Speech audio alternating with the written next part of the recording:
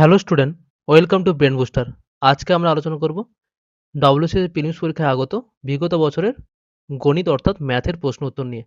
অর্থাৎ ২০০৬ সাল থেকে ২০২৩ সালের মধ্যবর্তী সময়ে ডব্লিউবিসিএস যে প্রিলিমস পরীক্ষাগুলো হয়েছিল, সেখানে ম্যাথ থেকে যেসব প্রশ্নগুলো এসেছিল সেগুলো নিয়ে আমরা আলোচনা করব। আজকে তার প্রথম ক্লাস। প্রথম ক্লাসে আমরা ২০০৬ সালে যে ডব্লিউবিসিএস প্রিলিমস পরীক্ষা হয়েছিল, সেখানে ম্যাথ অর্থাৎ গণিত থেকে যেসব প্রশ্নগুলো এসেছিল, সেগুলো নিয়ে আমরা বিস্তারিতভাবে আলোচনা করব।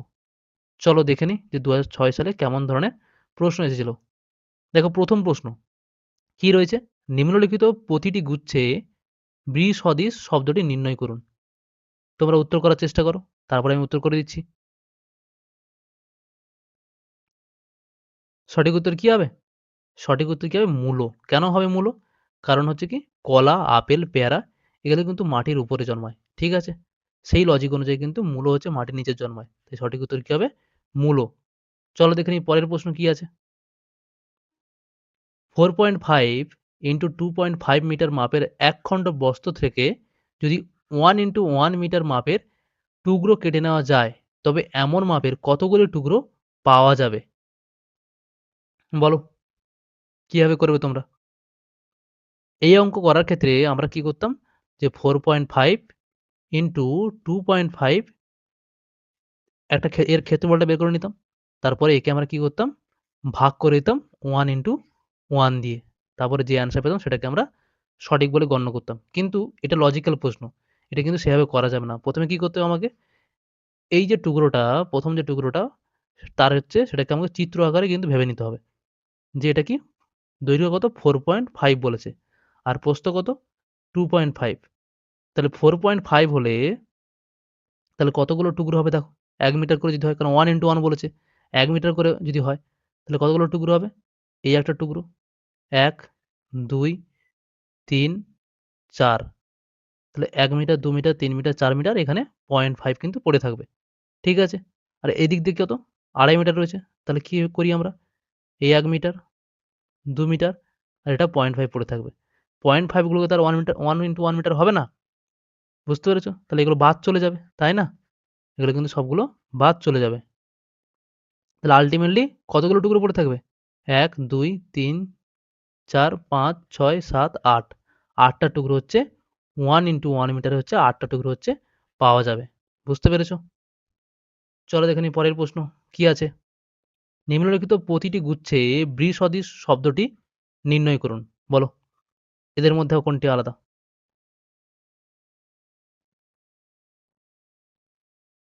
কি রয়েছে অপশন এতে? অপশন এ তে কি রয়েছে? বাধা দান। অপশন বি তে রয়েছে নিয়ন্ত্রণ। অপশন সি তে রয়েছে মুক্ত করা এবং অপশন ডি তে রয়েছে কি? নিষেধ করা।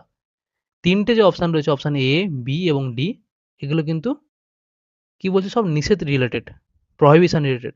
একমাত্র যেটা পজিটিভ যেটা রয়েছে সেটা হচ্ছে কি? মুক্ত করা। তাই সঠিক উত্তর কি হবে? Option C. চলো দেখে নিই পরের প্রশ্ন। ৩ ব্যক্তির বয়সের যোগফল হচ্ছে কি ৭৩ বছর।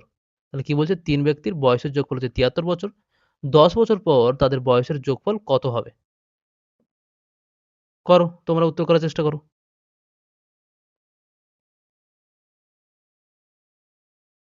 কিভাবে করবে? তাহলে একবারে সহজ প্রশ্ন এটা। যে কি বলছে? ৩ ব্যক্তির বয়সের যোগফল হচ্ছে ৭৩ বছর। ১০ বছর পর তাদের বয়সের যোগফল কত হবে? তাহলে ৩ জন ব্যক্তি। ১০ বছর পর কত বাড়বে? 3 into 10 মানে ৩০ বছর। এবারে আগে বয়স কত ছিল? ৭৩ বছর। এখন কত যোগ হলো? ৩০ বছর যোগ হলো। তাহলে আল্টিমেটলি কত হলো? ১০৩ বছর। তাহলে সঠিক উত্তর কি হলো? অপশন এ ১০৩ বছর। চলো দেখে নিই পরের প্রশ্ন। নিম্নলিখিত প্রশ্ন দুটির মধ্যে যে জোড়ার শব্দ দুটির সম্পর্ক অন্য জোড়ার তুলনায় বৃসদৃশ তা নির্ণয় করুন। বলো, আবার একই প্রশ্ন। যে কোন জোড়াটি আলাদা?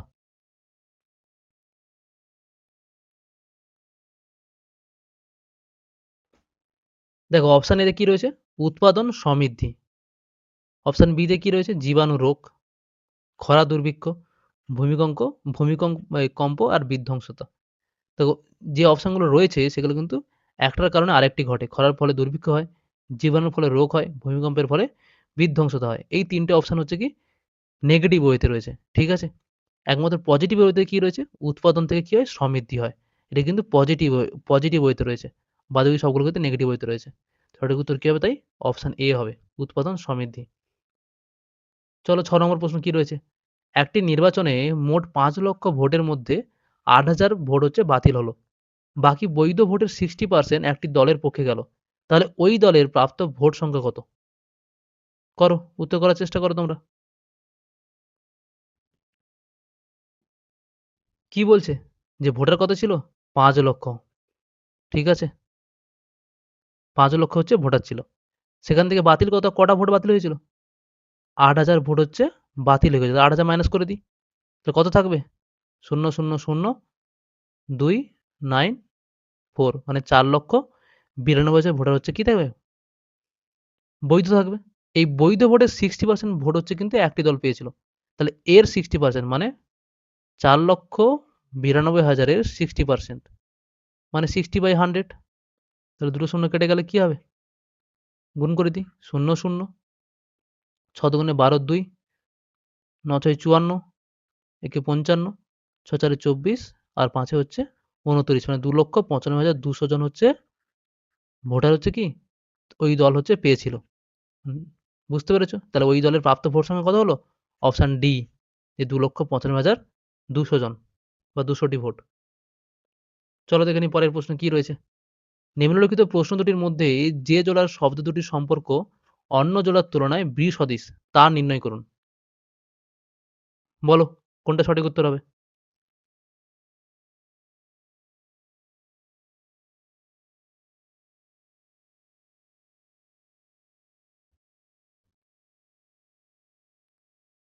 দেখো অপশন এতে কি রয়েছে? পরিচালনা ব্যবসা।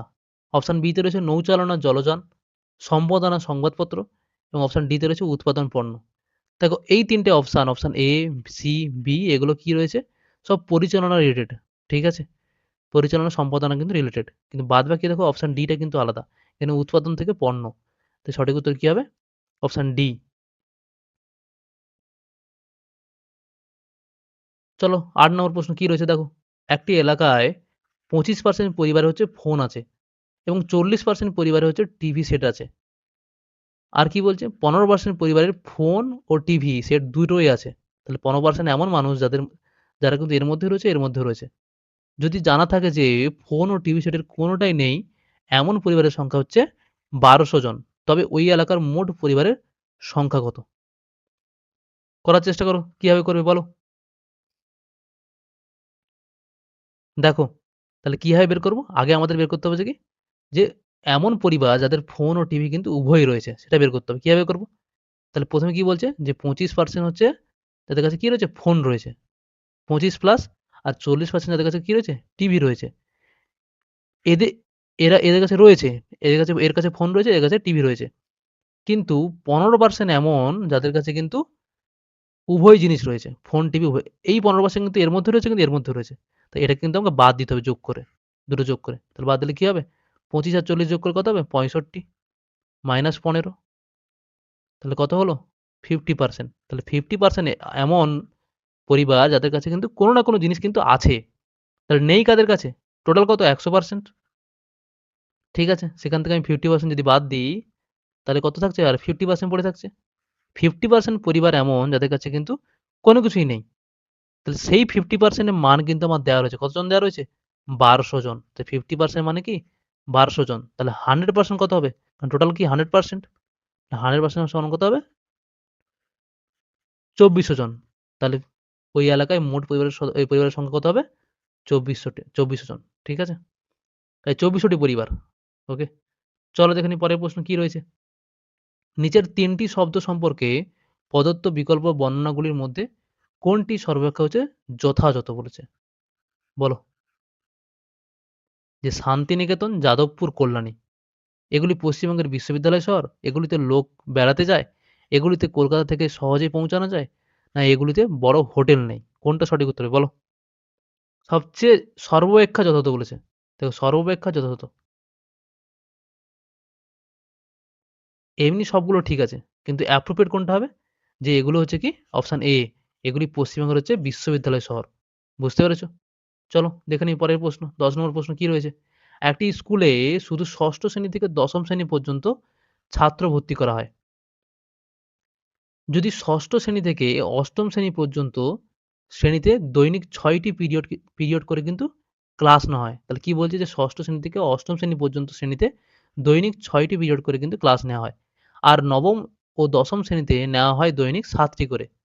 এবং কোনো শিক্ষককেই দৈনিক ৫টির বেশি কিন্তু পিরিয়ড দেওয়া সম্ভব নয়। তবে ওই স্কুলের ন্যূনতম কতজন শিক্ষক প্রয়োজন? খুব দারুণ প্রশ্ন। বলো, লজিক্যাল প্রশ্ন।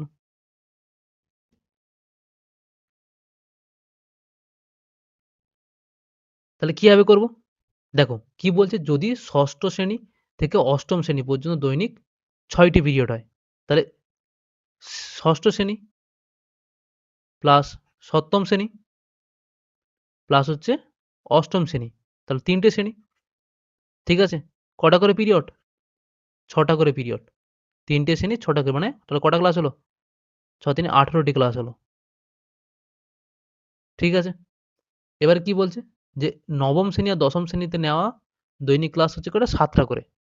তাহলে 9 প্লাস হচ্ছে 10th, এদের ৭টা করে। ২ টো শ্রেণী। মানে ১৪টা ক্লাস। তাহলে যোগ করলে কত হলো আল্টিমেটলি? এই দুটো যোগ করলে কত হলো? 32। টোটাল ক্লাস কত হলো? 32। এবারে আমাকে কি বলছে? যে কোনো শিক্ষকই কিন্তু দৈনিক ৫টির বেশি কিন্তু পিরিয়ড করা কিন্তু সম্ভব নয়। তাহলে ৫টা বেশি যদি পিরিয়ড না করে, দৈনিক ৫টা করে, তাহলে কটা কটা কজন শিক্ষক লাগবে? ৫টা করে করলে দৈনিক? ভাগ করলে কি হবে?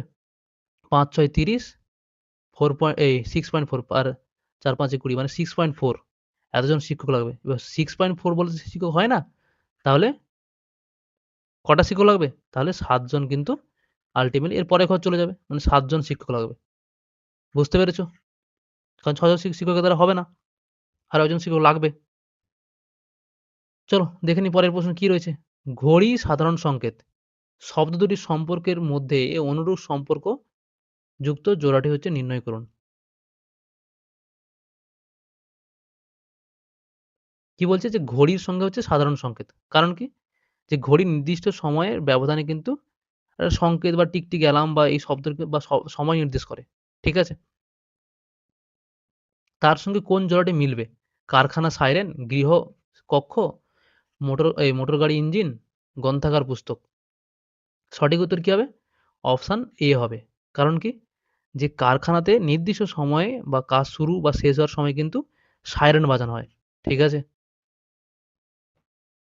চলো দেখে নিই পরের প্রশ্ন কি রয়েছে।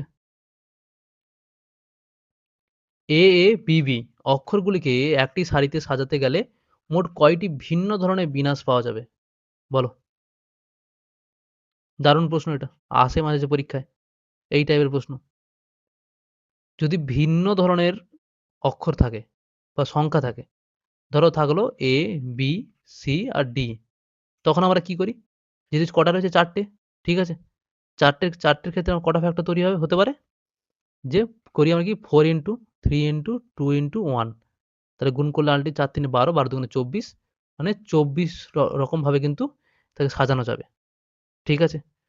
২৪ টি ভিন্ন ধরনের কিন্তু বিন্যাস পাওয়া যাবে। কিন্তু এখানে কি রয়েছে? ডবল এ, ডবল বি রয়েছে। তাহলে একে কি করতে হবে? কারণ দুবার করে রয়েছে। তাই ২৪ কে 2 ইনটু 2 দিয়ে ভাগ করে দিলে কি হবে? ৬ টি কিন্তু বিন্যাস পাওয়া যাবে। বুঝতে পেরেছ? ৬ টি হচ্ছে বিন্যাস পাওয়া যাবে 2 ইনটু 2 দিয়ে ভাগ করে। কারণ জোড়ায় রয়েছে। দেখে নাও কেমন ধরনের বিন্যাস পাওয়া যাবে। যদি সাজাই আমরা, তাহলে ১ম এ আমরা কি লিখব? এই যেমন লেখা আছে ওইভাবে লিখে দিতে পারব। যে এ, এ, বি, বি, এটা করতে পারি। তারপরে কি হবে? এ, বি, এ, বি, এটা করতে পারি। তারপরে কি করতে পারি? বি, এ, বি, এ, তারপরে এ, বি, বি, এ, তারপরে বি, এ, বি, তারপরে বি, বি, এ। এর বেশি আর তুমি কিন্তু লিখতে পারবে না। বুঝতে পারলে? এই ৬ টা কিন্তু করা যাবে। চলো দেখে নিই পরের প্রশ্ন। পাখি ও বাসা শব্দ দুটি যেমনভাবে সম্পর্কিত, তেমনভাবে সম্পর্কিত হচ্ছে কি মানুষের সঙ্গে কি হবে? বলো। পথ হবে, পুকুর হবে, বাজার হবে, বাড়ি হবে। কি হবে? একবার সহজ প্রশ্নটি কি হবে? বাড়ি হবে। ঠিক আছে? ভাবার কোনো দরকার নেই। দেখো পরের প্রশ্ন। আমার কাছে ৫ পয়সার ৩ আমার কাছে ২ টি ৫ পয়সার, ৩ টি ১০ পয়সার, ৫ টি ২৫ পয়সার হচ্ছে কি ডাক টিকিট আছে। ঠিক আছে? ৳১.৪৫ মাসুল দিতে গেলে ন্যূনতম কয়টি ডাকটিকিট লাগবে? বলো।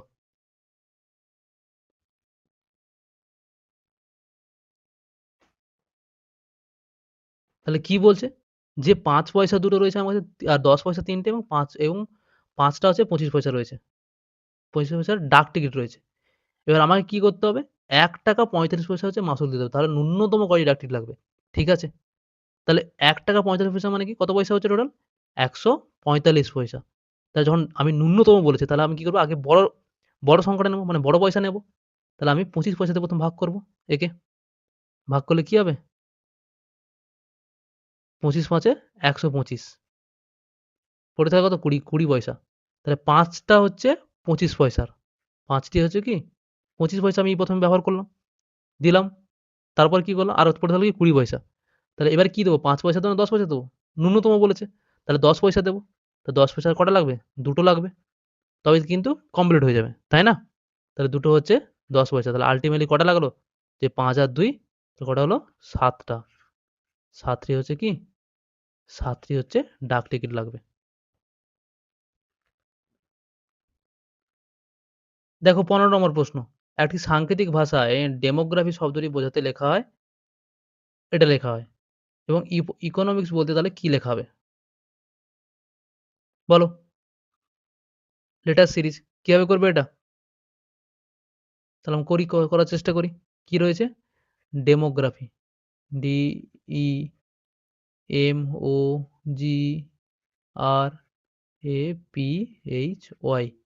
এটা কি লেখা হয়েছে? ABJLDOXME আর হচ্ছে ভি লেখা হয়েছে। দেখো এবার নাম্বারগুলো বসাই। ডি কত? 4, এ কত? 1, ই কত? 5, বি কত? 2, এম কত? 13, জে কত? 10, ও কত? ও হচ্ছে 15, এল কত? 12। তাহলে আল্টিমেটলি দেখতে পাচ্ছি যে সবগুলো কিন্তু ৩ করে কিন্তু কমেছে। তাই না? দেখো ৩ করে দেখো। ৩ করে কমেছে সব। তা আর ভাবার দরকার নেই। তাহলে তাহলে কি রয়েছে? ইকোনমিক্স। ই কত? ই হচ্ছে কি? 5। তাহলে 5 থেকে কমে কি হবে? ৩ কমে গেলে বি হবে। শেষে কি রয়েছে? এস। এস কত? ১৯। তাহলে এটা কমে গিয়ে কি হবে? পি হবে। ঠিক আছে? পি হবে ১৬। তাহলে দেখো যার ১ম এ বি থাকবে এবং যার শেষে পি থাকবে সেটা কিন্তু সঠিক উত্তর হবে। কোনটা হবে দেখো সঠিক উত্তর? যার ১ম এ বি আছে সঠিক উত্তর কি হবে? Option B. এর ১ম এ বি আছে, শেষে পি আছে। তাহলে কিন্তু শর্টকাটে যতভাবে তাড়াতাড়ি করা যায় সেটা কিন্তু আমাদেরকে দেখতে হবে। পুরোটা করতে গেলে কিন্তু অনেক সময় লাগবে। ঠিক আছে? যতটা সময় বাঁচানো যায় সেটা কিন্তু আমাদের সেই ট্রিক্সটা হচ্ছে আমাদেরকে এপ্লাই করতে হবে। অনেক সময় পুরোটা না করে কিন্তু করা যায়। চলো দেখে নিই পরের প্রশ্ন কি বলছে? আমার জন্মের সময় পিতার বয়স ছিল হচ্ছে গিয়ে ৩৩ বছর। আমি ২৮ বছর বয়সে বিয়ে করি। তারপর ২৮ বছর বয়স পেরিয়ে গেল। এখন আমার পিতার বয়স কত? বলো।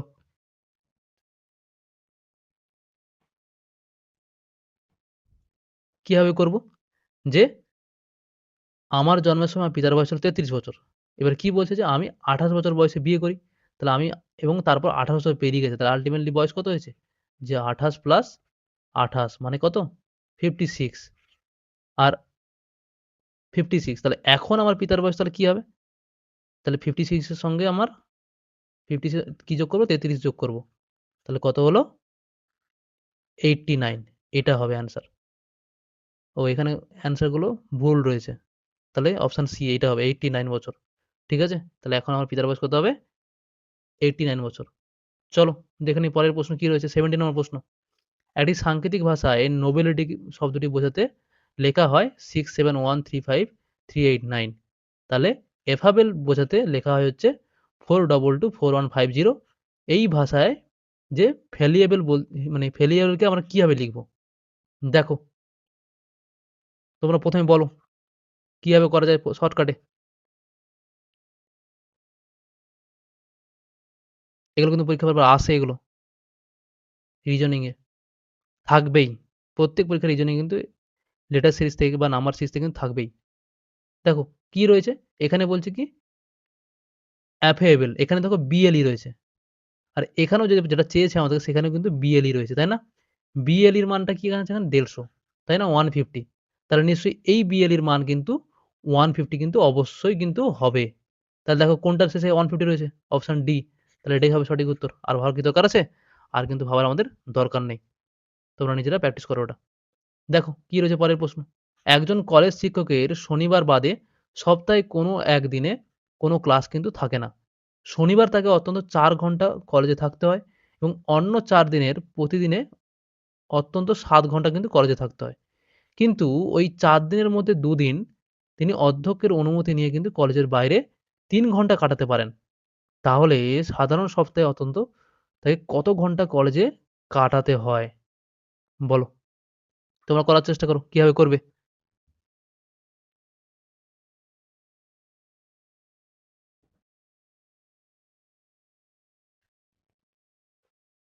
দেখো কি বলছে? যে একজন কলেজের শিক্ষকের শনিবার বাদে সপ্তাহে যেকোনো দিনে হচ্ছে তার ক্লাস কিন্তু থাকে না। কিন্তু শনিবার তাকে কি হয়? ৪ টে ক্লাস করতে হয়। তাহলে কি হচ্ছে? শনিবার, শনিবার সে কটা ক্লাস করছে? ৪ টে ক্লাস, তাই না?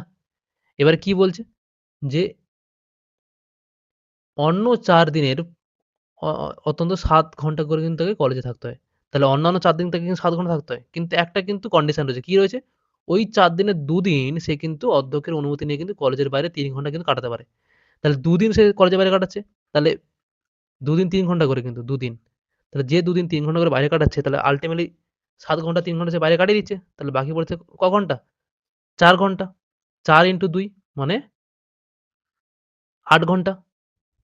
৮ ঘন্টা অবশ্যই কলেজে থাকতে হচ্ছে। বাকি যে ২ দিন, ওকে? বাকি যে ২ দিন, সেই ২ দিন তাহলে সে কত ঘন্টা ক্লাস করছে? ৭ ইন্টু ২ মানে ১৪ ঘন্টা। তাহলে টোটাল কত হচ্ছে? ৮ ৪ ১২, ১২ আর ১৪ হচ্ছে কি? ২৬ ঘন্টা তাকে কিন্তু ক্লাস কিন্তু ক্লাস বলছি, ২৬ ঘন্টা কিন্তু তাকে কিন্তু কলেজে থাকতে হচ্ছে। বুঝতে পেরেছ? তাই সঠিক উত্তর কি হলো? অপশন বি, তাকে ২৬ ঘন্টা কিন্তু কলেজে থাকতে হবে। সাধারণ সপ্তাহে। অত্যন্ত। চলো দেখে নিই পরের প্রশ্ন কি রয়েছে। নিচের শব্দগুলির মধ্যে কোন দুটি পরস্পর হচ্ছে সদিশ বলেছে এবারে? শিক্ষক পুস্তক, কলম পেন্সিল। তো অপশন এ তে কি রয়েছে? কলম পেন্সিল, শিক্ষক পুস্তক, কলম পুস্তক আর শিক্ষক পেন্সিল। একবারে সহজ প্রশ্ন। বুঝতেই পারছি যে সবচেয়ে কাছাকাছি কোনটা হচ্ছে থাকছে সেটা হচ্ছে কলম পেন্সিল। এটা হবে কি? সঠিক উত্তর। বুঝতে পেরেছ? চলো দেখে নিই ২০ নম্বর প্রশ্ন। কি রয়েছে? এটাই শেষ প্রশ্ন। কারণ WBCS প্রিলিমস পরীক্ষায় ম্যাথ থেকে হচ্ছে ২০ টা প্রশ্ন আসে। আগে ২০ টা আসতো কিন্তু এখন ২৫ টা আসে। মাঝে, মাঝে একটু কমিয়ে দেয়। ১ টা ২ টো এদিক ওদিক কিন্তু থাকে। চলো ২০০৬ সালে কিন্তু ২০ টা এসেছিল। লাস্ট প্রশ্ন। যেমন সিংহ আর হরিণ তেমনি সাপের সঙ্গে কাকে রিলেটেড মানে কার সঙ্গে সাপ সম্পর্কিত বলো? ইঁদুর, কুমির, খরগোশ, বাঘ। সিংহ আর হরিণ এদের মধ্যে সম্পর্ক কি? বলো? খাদ্য খাদকের সম্পর্ক। ওকে? খাদক আর খাদ্য। ঠিক আছে? তেমন সাপের সঙ্গে কার সম্পর্ক? সেটা হচ্ছে কি? অপশন এ ইঁদুর। ঠিক আছে? এই ছিল আজকের ক্লাসটি ১ম ক্লাস WBCS প্রিভিয়াস ইয়ার ম্যাথের। তোমরা ক্লাসগুলো মন দিয়ে করো। এইভাবে কিন্তু সমস্ত ক্লাস আমি করিয়ে দেব। ঠিক আছে? প্রিভিয়াস ইয়ারের সমস্ত ক্লাস করিয়ে দেব এবং প্রিলিমসগুলো শেষ হলে কিন্তু মেইনসের ক্লাসগুলো কিন্তু চলতে থাকবে। তারপরে মিসলেনিয়াস নিয়ে আলোচনা হবে। তাই তোমরা মন দিয়ে ক্লাসগুলি করো। সবাই ভালো থেকো, মন দিয়ে পড়াশোনা করো। দেখা হবে পরের ভিডিওতে।